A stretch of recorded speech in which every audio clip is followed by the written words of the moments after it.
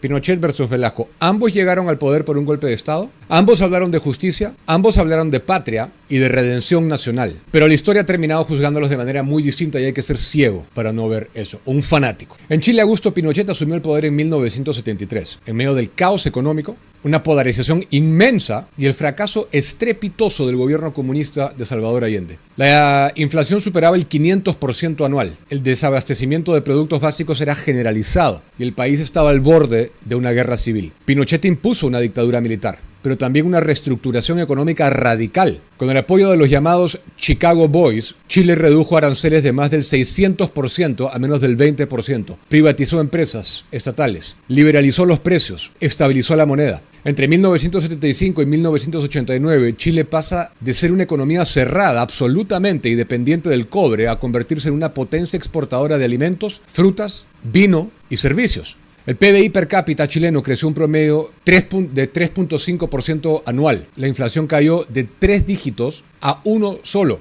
La pobreza, que superaba el 45%, se redujo a menos del 20% durante toda la década siguiente. Su régimen sentó las bases del modelo chileno moderno, un banco central de reserva autónomo, un sistema previsional privado y una institucionalidad económica que sobrevivió incluso el fin de la dictadura de Pinochet. Cuando Chile vuelve a la democracia en 1990, producto de que el mismo Pinochet entregara el poder, ni los gobiernos de centro, ni los de izquierda, es decir, la UDI, se atrevieron a desmontar ese modelo, porque funcionaba. En el Perú la historia fue otra. En 1968, Juan Velasco Alvarado derroca a Fernando Belaúnde Terry y promete una revolución peruana para acabar con la oligarquía y devolverle el poder al pueblo. Su régimen fue nacionalista, socialista, profundamente estatista. Nacionalizó bancos, minas, empresas, expropió más de 9 millones de hectáreas de tierras agrícolas en la llamada Reforma Agraria de 1969, que fue un fracaso total. El discurso sonaba justo, pero la realidad fue un desastre, como siempre pasa con los socialistas. La producción azucarera cayó de 8 millones de toneladas en 1968 a apenas 3 millones en 1975. El algodón, otro pilar del agroperuano, se redujo a la mitad.